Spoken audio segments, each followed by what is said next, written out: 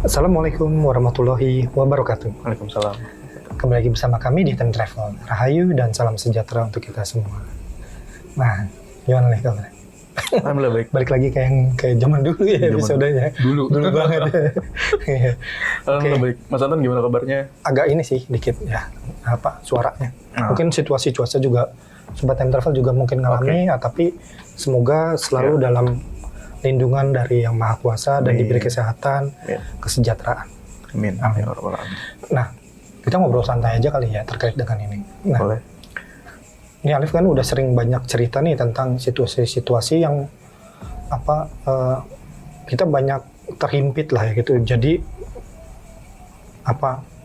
kadang-kadang mendesak orang kepada satu pilihan-pilihan yang yang tidak terpikirkan sama kita gitu. Kadang di luar nalar pilihan-pilihannya dalam situasi yang terdesak, dan kadang pilihan-pilihan yang diambil di situasi yang kayak begitu tuh kadang kayak mungkin Sobat Time Travel juga tahu, kayak misalnya untuk melanggengkan kekuasaan atau mendapatkan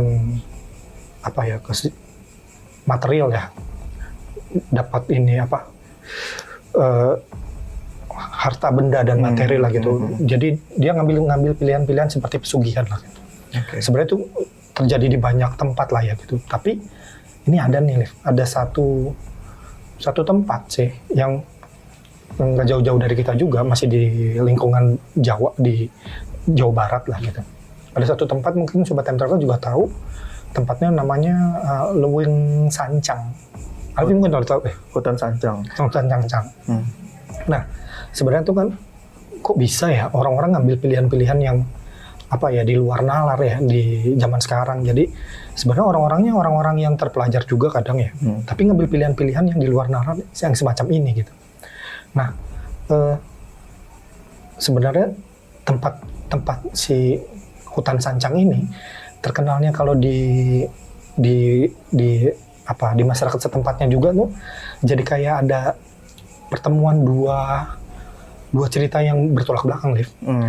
Satu, ada cerita yang mungkin Sobat Time Travel yang berasal dari Jawa Barat juga tahu bahwa di situ ada cerita tentang Raden Kian Santang dan Prabu Siliwangi. Tapi juga ada cerita-cerita yang kok pesugihan juga dari sana. Kok ini jadi kayak nge-blending di satu tempat yang sama. Sebenarnya kalau dalam pandangan spirit itu, sebenarnya tempat seperti Hutan Sancang itu seperti apa sih? Oke. Bismillahirrahmanirrahim. Pertama, bahas yang pertama tadi, bahwa ya sebetulnya orang ngambil keputusan itu bisa ya hal-hal yang gak baik lah ya. Betul. Entah itu lewat kriminal atau udah masuk ke ranah ya yang gaib-gaib itu, pesugihan dan sebagainya lah. Yang kedua adalah sebenarnya nggak cuma di Sancang. Sancang itu kan di wilayah Garut ya, nggak salah. Garut Selatan, dia hampir ke pesisir ya. Kabupaten Garut. Sebenarnya nggak hanya di Hutan Sancang, tapi di banyak tempat dimanapun di dunia ini lah, di bumi ini gitu. Banyak tempat-tempat kayak gitu. Terus sebetulnya kalau secara umum, bahwa ini sedikit general, secara umum Hutan Sancang itu lebih dikenal oleh para masyarakat awam dengan kisahnya sejarah dan legenda dari Prabu Siliwangi dan Raden Kian Santang. Walaupun ada kisah-kisah yang terpisah, tapi tetap dalam satu kesatuan keluarga besar itu. Kalau Prabu Siliwangi, singkat aja, Prabu Siliwangi di sana dikisahkan menundukkan kerajaan Maung Putih, dan ada juga yang Loreng yang dikenal sebagai Maung Sancang atau Macan Sancang. Kalau Raden Kian Santang juga ya melanglang buananya sampai ke sana juga gitu kan. Dalam masyarakat Jawa Barat itu dikenalnya seperti itu secara umum. Tapi ternyata ada juga bahwa di wilayah-wilayah tertentu di Hutan Sancang digunakan oleh beberapa orang untuk melakukan ritual-ritual yang tujuannya lebih ke arah yang kanuragan, kurang baik, materi, gitu. Kekuasaan, kayak gitu-gitulah. Iya, hal-hal seperti itu termasuk pesugihan. Dan biasanya kalau udah di wilayah-wilayah seperti itu kan sebetulnya hutan yang penuh historis, tempat yang penuh historis, dan kadang-kadang di beberapa titik tertentu itu ada tempat-tempat yang sakral lah, karena pernah ada napak tilas dari tokoh-tokoh besar di masa lalu. Betul, gitu. betul. Dan biasanya tempat-tempat yang sakral itu dikelilingi oleh hal-hal yang menyeramkan. Gitu. Okay. Jadi seperti penjagaan. Menjaga keluhurannya itu kali ya bahasanya ya. Bisa begitu. Nah, secara umum gambarannya begitu. Terus kalau misalnya ditelusuri lebih dalam, hutan sancang gini. Kalau secara penglihatan sejauh yang terlihat bahwa memang itu hutan biasa. Ya hutan tropis pada umumnya aja gitu. Dengan pohon-pohon besar dan sebagainya. Walaupun juga di sekitar luarnya tuh udah ada pemukiman dan lain-lain.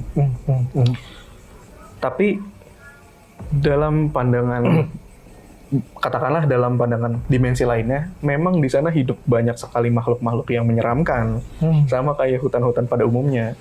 Dan makhluk-makhluk itu punya wilayahnya masing-masing. Orang bilang punya teritori masing-masing. Nah, dan kerajaan di sana tuh nggak hanya satu. Istilah kerajaan itu kan bukan berarti seperti ada istana juga. Kadang-kadang cuma seperti kampung di alam sebelah sana, di alamnya. Itu seperti kampung, terus ada tokohnya di situ sebagai pemimpinnya. Di sebelah sana, di wilayah sebelah sananya lagi, ternyata ada seperti wilayah yang lebih besar dan di situ ada bangunan-bangunan tertentu. Ternyata di sisi lainnya lagi, itu ada bentuk seperti istana, ada juga yang kayak gitu. Karena kalau di dimensi lain, itu bisa beraneka ragam bentuknya. Bahkan makhluk-makhluk itu juga beraneka ragam rupanya, dari yang paling bagus rupanya sampai yang paling tidak mengenakan untuk dilihat. Secara karakter itu terlihat perbedaannya berarti ya? Kelihatan banget ya? Ya, kalau yang bisa ngelihat sih dan diizinkan untuk ngelihat ya kelihatan gitu. Tapi kalau secara orang awam kan, ya kalau serem ya serem aja. Kalau baik ya baik aja. Bahkan kadang-kadang berkamuflase. Nah, lagi-lagi dimanapun tempatnya, apalagi yang tempat-tempat yang masih jarang terjamah manusia. Ada suara motor, sedikit gangguan. Nah, lanjut ya. Biasanya tempat-tempat yang masih jarang terjamah manusia, apalagi di hutan pedalaman, itu masih masih kental dengan hal-hal seperti itu. Masih berasa, ibaratnya kalau orang masuk ke sana tuh kerasa banget hawanya, perbedaannya. Tapi kalau udah masuk ke titik-titik tertentu yang memang sakral, yang memang dulu pernah ada tokoh misalnya bertapa di situ, berdiam diri dan sebagainya, itu tempatnya adem, sejuk. Berbeda dengan tempat sebelumnya yang dia lewatin. Nah, itu seperti teritori yang menjaga wilayah itu, termasuk di Sancang. Nah, orang-orang yang tahu sisi lain dari hutan Sancang itu yang bekerja sama antara makhluk tersebut dengan oknum manusia untuk melakukan ritual tertentu dengan tujuan materi, biasanya dilakukan di tempat-tempat yang memang itu yang menyeramkan itu, gitu. Maka ada perjanjian, ada kerjasama. Biasanya setelah itu ada orang bilang ada tumbal lah. Intinya ada timbal balik lah. Apa yang bisa kamu bayar buat saya? Kata makhluk itu mungkin begitu. Ya, saya bisa ngasih ini. Ya udah, kalau kamu bisa ngasih bayarannya, ya saya kasih apa yang kamu mau dengan syarat-syarat tertentu. Tapi lanjutan. Tapi kadang-kadang syarat-syarat itu bukan berarti emang diperbolehkan. Tapi kadang-kadang itu sebetulnya untuk menyusahkan orang supaya nggak melakukan itu. Kadang-kadang bisa begitu di tempat-tempat yang lain gitu ya, sejauh yang saya pernah dengar gitu. Tapi namanya orang lagi-lagi makin kesini zamannya makin, kalau kata peribahasa orang zaman dulu, itu zamannya makin edan gitu. Bahwa apapun cara bisa dilakukan kalau udah kepepet dan udah gelap mata, gelap hati, apapun bisa dilakukan. Bahkan hal-hal yang harusnya itu nggak dilakukan sama dia, sampai timbal balik nyawa dan lain-lain, itu dilakukan. Padahal itu untuk menyulitkan kamu supaya nggak ngelakuin itu. Tapi malah tetap dilakuin. Malah kadang-kadang korbannya itu bukan hanya orang lain, tapi bisa keluarga sendiri, kan gitu. Nah, mungkin yang di hutan Sancang juga gitu, dan di tempat-tempat lain juga gitu. Nih, kalau dalam berbagai penelusuran, cerita penelusuran ahli di masa lalu ya, kalau bertemu sama tokoh-tokoh yang luhur itu kan kayak kesannya memang karakternya lebih banyak didominasi sama hal-hal yang indah ya, Liv ya. Kayak misalnya ada pilar, kayak itu ada kemegahan, ada keanggunan lah gitu. Nah, sebenarnya kita lebih detail lagi nih ke tempat yang orang bilang sebagai tempat pesugihan. Sebenarnya karakternya tuh apa benar-benar 180 derajat berbalik gitu, apa memang secara aura emang gelap, apa gimana sih gambarannya gitu. Dan istilahnya gini, semua yang terlibat di praktek-praktek pesugihan itu sebenarnya ketika Alif masuk ngeliat ke sana itu seperti apa sih situasinya gitu. Bisa diceritain nggak? Gini, pertama saya nggak pernah ke tempat pesugihan. Oh iya, oke. Pasti izin kali ya. Tapi lewatin. Itu pertama. Ya nggak tahu kalau di situ tempat pesugihan. Misalnya lewat hutan ya lewat aja. Atau lewat mana lewat aja. Ternyata kalau dari cerita orang lain itu ada tempat pesugihan, itu beda cerita. Pertama itu yang harus tempat yang tahu dan Mas Anton tahu. Saya nggak pernah ke tempat pesugihan. Ngapain? Mending kerja aja. Kedua, gini, setiap tempat itu punya aura lah. Orang bilang aura lah. Gitu. Tapi kalau saya lebih bilangnya getaran. Kadang-kadang nggak hanya di tempat-tempat yang wingit ya, angker di hutan atau di gunung atau di laut dimanapun. Kadang-kadang di suatu lokasi rumah atau gedung atau apapun lah, itu getarannya suka nggak enak. Ternyata dari nggak enak itu biasanya disebabkan oleh hal-hal yang memang kurang baik di sana. Kurang baik di sana bisa berarti memang alamiahnya begitu, atau karena dibentuknya begitu oleh orang-orang tertentu yang melakukan hal-hal yang kurang baik. Kalau orang mungkin teman-teman sobat time travel yang bisa ngerasain atau sekelilingnya pernah ada pengalaman itu, kepekaannya biasanya muncul otomatis gitu, alamiahnya muncul bahwa biasanya tempat-tempat kayak gitu punya aura yang atau getaran yang mencekam, terus kadang-kadang bau amis atau anyir, atau gelap, pokoknya nggak enak deh, merinding apa segala macam gitu. Dan apa istananya compang-camping? Enggak gitu. Ini dalam pandangan orang biasa, Mas. Kan kita pertama ngomong biasa dulu. Betul. Orang biasa kalau dia nggak bisa lihat, tapi bisa ngerasain, itu biasa begitu. Pertanda pertamanya kayak begitu yang tadi Alif cerita. Biasanya dari cerita-cerita orang lain tuh biasa gitu. Tapi kalau beda cerita kalau orang itu memang dikasih kelebihan melihat, ya bisa aja kalau emang diizinkan oleh Yang Maha Kuasa, orang itu ngelihat, oh di sana seperti ada entah itu perkampungan, entah itu rumah, entah itu istana atau orang bilang kerajaan atau apapun itu yang, oh ternyata di situ tempatnya. Oh ternyata kalau ada orang mau minta-minta sesuatu, oh ke situ. Nah, di Sancang, sejauh yang saya tahu, itu banyak tempat itu. Nggak cuman hanya satu wilayah, satu lokasi aja, tapi banyak berbagai macam wilayah-wilayah mereka, teritorinya masing-masing. Entah seberapa besar, entah seberapa kecil. Artinya kan setiap orang punya maksud berbeda-beda, ke tokoh-tokoh di situ berbeda-beda juga, gitu. Biasanya yang berbeda-beda begitu. Nah, kemudian yang pertanyaan berikutnya adalah, terus kalau misalnya orang melakukan pesugihan gitu, terus di sananya gimana? Nah, tadi sempat saya singgung dikit bahwa kalau kayak gitu kan sama seperti mengadakan kerjasama. Betul. Biasanya harus ada yang dibayar. Kalau kata orang bisnis, ya kita bisa barteran apa? Lu bisa ngasih gua apa, ya gua ngasih lu itu sesuai dengan imbalan itu. Nah, ya itu seringkali imbalan-imbalan yang harus dikasih adalah nyawa lah ya, ataupun yang lebih rendahnya lagi entah kesehatan, entah mentalnya, atau lebih rendahnya lagi soal berantem mulu di rumah, di keluarga, nggak enak hawanya, penyakit dan lain-lain. Beda-beda levelnya. Gitu. Beda-beda levelnya tergantung seberapa besar yang dia inginkan dan seberapa berat konsekuensinya. Lagi-lagi dari sejauh yang saya pernah dengar ceritanya, kadang-kadang di wilayah tertentu, di tempat tertentu, beratnya imbalan itu bukan dimaksud untuk melancarkan usahanya dia, justru untuk memberatkan supaya kamu tuh nggak jadi minta-minta ke saya. Saya juga mintanya kepada Tuhan, kamu malah mintanya ke saya. Kadang-kadang begitu. Dari sejauh yang saya pernah dengar, gitu.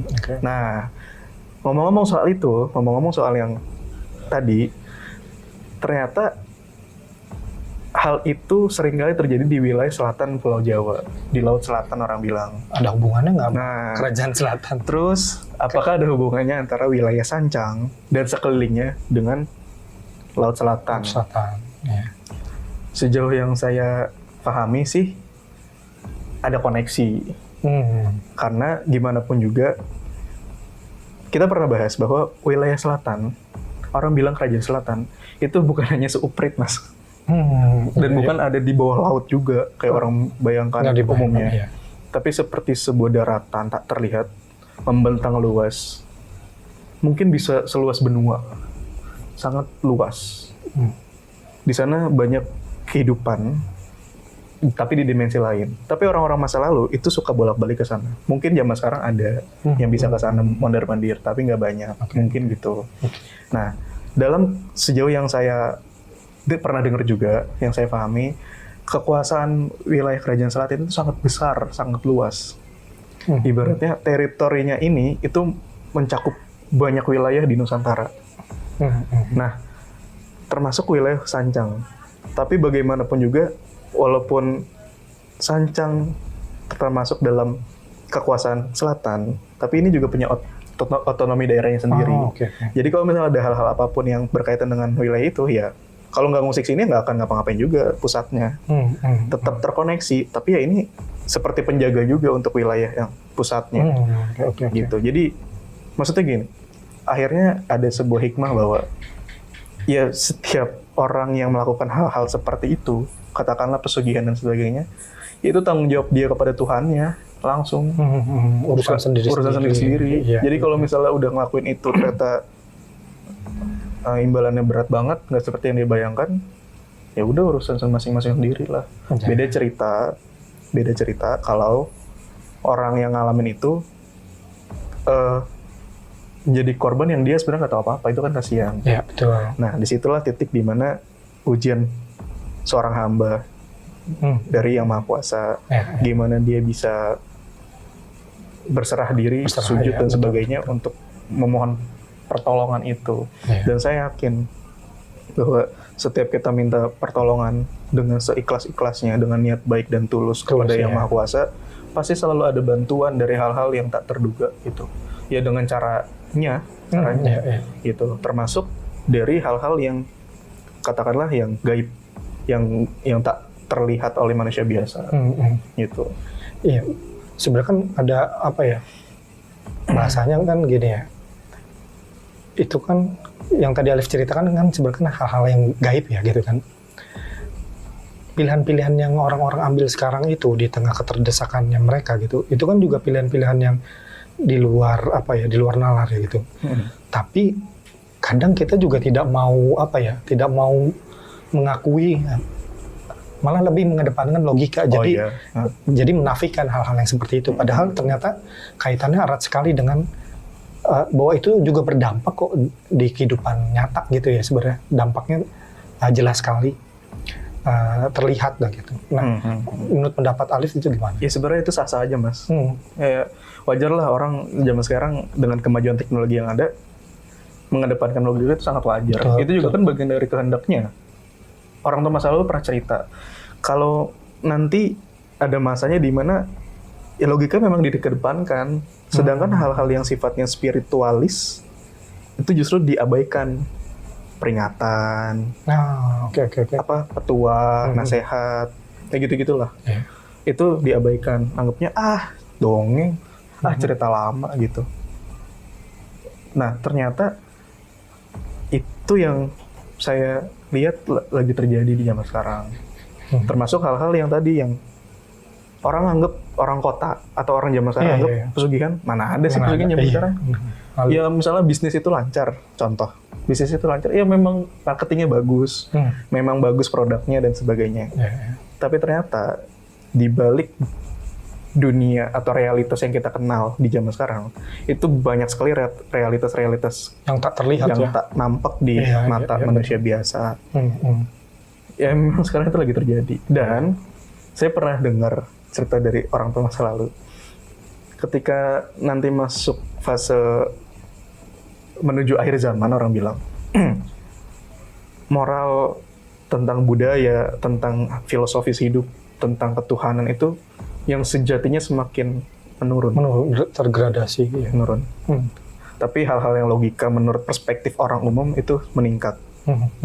Hingga nanti muncul dunia baru lah, yang mungkin kita pernah bahas ya, nanti ada masa-masanya orang 3.0 yang udah di luar hukum-hukum di zaman sekarang. Gitu.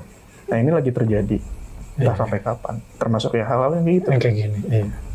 Ada masa di mana nanti pada puncaknya orang udah nggak bisa mengkonfirmasi lagi ya, apa yang udah terlambat lah bahasanya untuk melebur dua dunia ini ya bahasanya. Oh terus satu lagi yang gaib dan ini ya kayaknya. Satu lagi mungkin saya lupa bahwa seringkali tadi berkaitan sama logika yang lagi meningkat juga. Hal-hal spiritual zaman sekarang lagi menurun, dianggap dongeng dan sebagainya. Tapi untuk hal-hal yang kayak, maaf, pesugihan dan sebagainya, seringkali orang-orang jadi korban, itu tetap melakukan tindakan, misalnya kalau kesehatan tetap melakukan tindakan medis. Tapi kadang-kadang, atau seringkali, di medis pun angkat tangan, karena tak terdeteksi. Mungkin Sobat Time Travel punya pengalaman itu, boleh ceritakan di kolom komentar.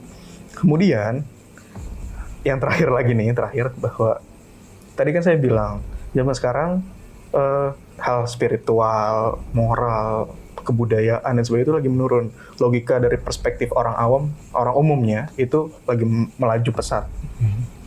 Hingga nanti muncul dunia baru, zaman baru gitu. Nah, sejauh yang saya pahami dari literasi masa lalu bahwa di zaman baru nanti, spiritualitas itu menjadi hal pondasi dan hal yang sangat melaju pesat, meningkat. Dan logika pun beriringan dengan spiritual. Jadi istilahnya saya, antara dunia akhirat itu sama, seiringan gitu bahasanya ya. Bahasa gampangnya gitu, antara ketuhanan dengan logika kecerdasan orang pada masa nanti, itu beriringan.